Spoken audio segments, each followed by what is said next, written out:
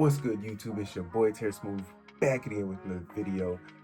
This one is by Just Latif. I think that's how the name is pronounced. I'm sorry if I'm screwing that up. But this is called When Villains Are High-Key Valid. So, throughout history, you'll see a movie or a film where the bad guy may not be entirely evil. He just may be a broken character in a sense, where he'll be justified in why he or she or they feels the way they feel, but what they're doing to either achieve that goal or just their way of going about it may be morally wrong. So I want to see what he's talking about in this video. It looks like it's going to be pretty decent. Before we dive in, make sure you leave a like, subscribe if you love the Smooth Squad family, ring the notification bell so you don't miss out on other content. Let's hop into the video.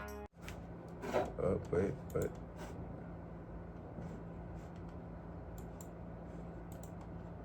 Alright, so obviously we know a lot of stories. There's stories in sports, movies, TV shows, books if you read. I don't do that stuff. I don't know how to read. But yeah, dude, there's lore everywhere. And even me and you have some lore. Anyone can have lore.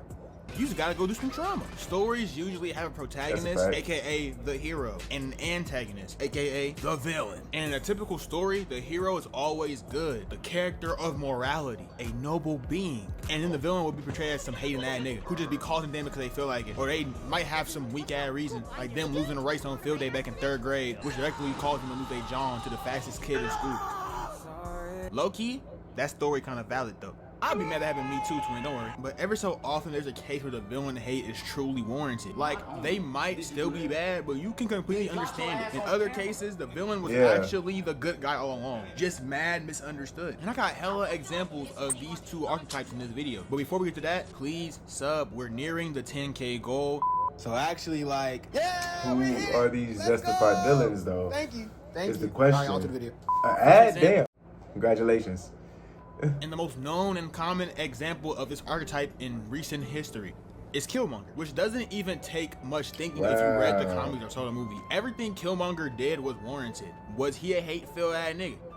Yes, but like, how can you not be after what Wakanda did to his pops? The king literally pulled up to him in his father's crib in Oakland and slimed out his dad while he was outside running hoops with the boys. Don't get me wrong, I understand why T'Chaka was upset, because N'Jobu was literally selling vibranium to Claw, which betrayed all of Wakanda and is a big no-no. But instead of dude, he should have just locked him up and took in younger Killmonger because he's innocent and was Wakandan himself. He's your people. What are you doing? And the worst part about this is that N'Jobu was T'Chaka's brother. So you slimed out your blood brother over these crimes and left your nephew out and about in Oakland, California. That's a death wish. What if Bro started banging sets? He wouldn't have made it past 25. So Killmonger wanted to make his Wakanda and making his entire life goal to achieve it is definitely understandable. I messed with Wakanda, but that was some peak hole stuff by T'Chaka. And bro had the nerve to live the rest of his life as if he was some pure loving man. This next one y'all might not see initially, but for real, trust me on this one. That short chef from Ratatouille, yeah, official name Chef Skinner. That man was 1000% correct. I don't care what anyone says. I understand the message of Ratatouille is that anyone can reach their goals and pursue their dreams, and they represented this with no matter what anybody tells you, cook delicious eats. Or but like, see you if we look at this from a real world perspective, okay, not even that, but just a logical perspective. This gotta be the nastiest shit ever. I love this movie, and it's one of Pixar's best ones. But to act like a rat cooking your dinner isn't nasty as hell would be insane. Remy was throwing down the entire movie when he was controlling the redhead nigga under his hat. But as soon as he would start doing it completely by himself, I was having enough. This is like Magic Johnson tampering with a blood donation. You just can't do that type of stuff, bro. You can't be moving like that. Rats are some of the nastiest creatures on this planet. And I fear Remy is no exception, bro. The level of disgusting he has is just unfortunately down to his species. Clean rats don't exist unless you master Splinter. That nigga got drip, he stayed trim. But the rest of you nasty ass pets gotta go. And by the end of the movie, he had his whole family helping out in the kitchen. It gotta be fun. And the chefs dishwasher, though, they got like, washed, people found out that bro. it was going on, they was not going for it. And the restaurant closed down because of that, which was the opposite of Skinner's goal. Like, he was a hard ass, but in the end, he just wanted the restaurant to stay open and remain successful. And Remy screwed that up for him completely. Third, we have the most powerful dude in this video, Magneto from X-Men. Unlike the last example where the humans were right, we was wrong as hell in this situation. In the Marvel universe, there's this blatantly racist situation where humans hate on mutants, aka people born with insane power sets and abilities. And although a good portion of these mutants save the world from threats time and time again, humans literally don't give a damn. Like, they'll still hit their guts and protest to kill them all.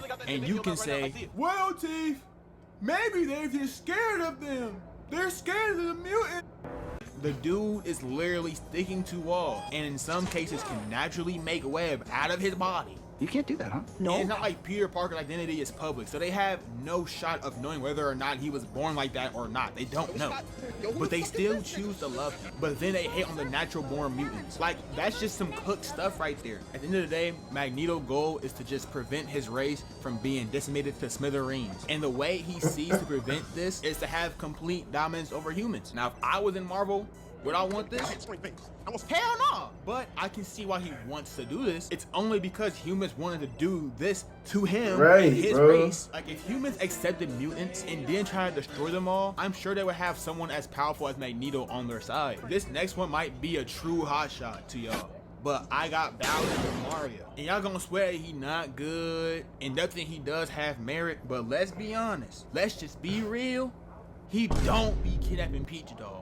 Peach is Bowser's sneaky link, and she wants the world to think it's kidnapping because how do you look going for Turtle Dick? Mario has saved Peach approximately 68 times, and every time he saves her, the most he gets is a kiss on the nose or some weak-ass thank you message. Like, it's clear he ain't clapping no buns. We know, because look at how Luigi be with Daisy. You know he clapping them cheeks. To make matters worse, if Peach didn't want to get kidnapped, she would have definitely half a century crazy. To go 40 years of getting kidnapped by the same nigga is completely absurd. That's half a life, on the cake bro. Is how when Bowser Jr. pulled up to run a fade with Mario in Mario Sunshine, he called Peach his mama, and Peach's reaction was genuine shock, and it came off as if her secret child was exposed against her will. And I know at the end of that game, Bowser confirmed that, yeah, she's not his mom. Crazy. But her reaction was sketchy as hell. The cherries on top gotta be the ending to Super Mario Odyssey. If she really messed with Mario, she would have easily took his flowers. Look at this scene. What is she doing? But instead, she got mad and walked away. Like, miss, one of these niggas kidnapped you. Yo. Kidnapped you. Oh, yeah, all right. And the other one saved you, and you gonna shoo the hero away? She definitely going for Bowser anytime he calls, and Mario just don't have the balls to see. No, I watched. Luigi probably seeing no role model to that nigga on a nightly basis. Like, it's bad out here, bro. It's getting really scary. Bowser not evil for real. A villain, he's an anti-hero. But when he wanted to kill Joker, some iterations wanted to pay him as somewhat of a villain, which is just cooked. Cause Red Hood is Jason Todd, who used to be Robin. And he was the same Robin that was tortured and unalived, and that abuse lasted for at least 2 years, if not longer. This goes for the Arkham universe at least. I don't know about the other ones, but hey man, regardless, he was seemingly left for dead by everyone. As Batman, I wouldn't let that slide. I would have found my boy and saved him before the second day. That's just me though. But Bruce not like that. Hashtag fraud watch. And when Red Hood pressed Bruce about unaliving Joker, he just swore to his soul that he couldn't do it, because if he did, he would be no better than him. Nigga, yes, you would. If you unalive Joker, you prevent so many other issues from happening within Gotham, and in other cases, the world. Keeping Joker alive unalives more people than not keeping him alive. So what the hell are you talking about? Joker deserves to be gone, and Bruce should have did it a long time ago. You can't change my mind. Next, we have my favorite NBA player of all time, Kevin Wayne Durant. Why? On July 4th, Why is Kevin Durant on this 2016, list, he bro? joined the Golden State Warriors, who was just fresh off of a 73-9 season and a finals appearance, but choked to the Cavs after Bron, Kyrie, and K-Love pulled off an insane 3-1 comeback. They had Draymond crying in the car on the way home, calling KD begging to join. And bro, deadass did it. And what makes it worse is that this same Warriors team beat his OKC team in the same way in the conference finals for the West. Nigga couldn't beat them, so he had to join them. But honestly, looking back, this move was genius. Weak, but genius. Because let's be real, KD was the only skillful player for the majority of his OKC tenure. Like, imagine getting a call asking to go play with Stephen Curry and then saying no to stick with Russ. I love Russ, but come on, man, let's be real. No, bro, KD looked at Russ, sighed at his bed, and packed his bags. He got out of there. Call him disloyal. Hell, call me disloyal for this analogy. I'm not, though. I'm mad loyal. Bad Jones hit me up. Must be of age. But I can understand him leaving. This same move got him 2 rings along with 2 finals MVPs. And you can say they're Mickey and they're not real and super team this and that, but there's been other super teams that dominated and never got shat on for it. Plus, eventually, as time goes on, the way he won won't remember as much, and it'll be more about the fact that he won in general, as it is for most all-time greats. Yeah. So shut up, ho. Last but not least, we got Caillou. Caillou's reasoning for being an evil little brat does not need to be studied, despite popular belief. It's all because his parents forced him to be bald. Growing up, there was much speculation on why little bro don't have no hair, and people came to the conclusion that he had cancer, which is very sad and depressing. But then it was confirmed that he did it, meaning that this bald ass haircut was just his parents being evil and giving him the canon event of the treacherous skin fade, which as an ex-skin fade haver is evil and unforgivable. I see why he wants to do the stuff he do now. Like, everyone else in the fam got full hair, except for him. Even his pops don't got that weak ass fade, bro. Okay, wait, hold on now. All right. A lot of these were actually justified. Easily some of the ones that come out of the bat, Killmonger for a fact. Chef Skinner, yes, obviously. I mean, I'll stress the message of that movie and why it's one of the greatest Disney films, if not one of the best kid films of all time. Like, he's justified if we're looking at it from a real world standpoint of, I'm not trying to have no rat. Cleanly is possibly could be as a germophobic rat. I don't want you near my food still. I get it. I get it.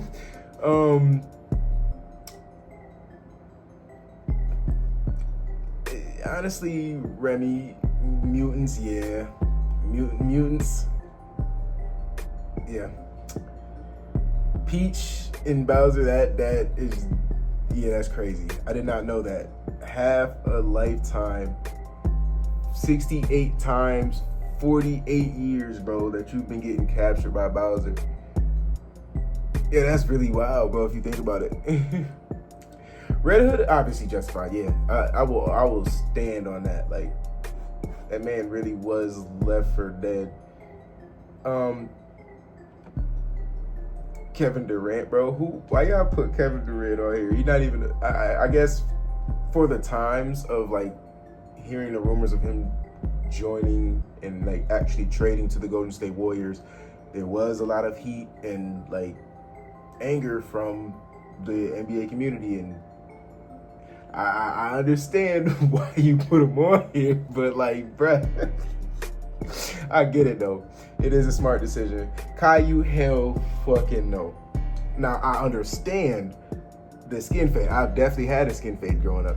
And for those of you who've grown up in that,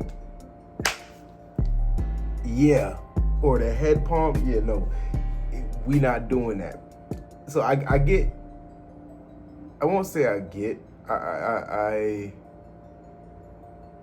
I see the potential of why he could be upset in some cases, but he's a brat at the end of the day. Y'all never changing you will never change my perception or my perception of Caillou ever. But this video was enjoyable. Thank y'all so much. gonna see you on the next one. Tear Smooth out. I'm gonna need you to subscribe, my nigga.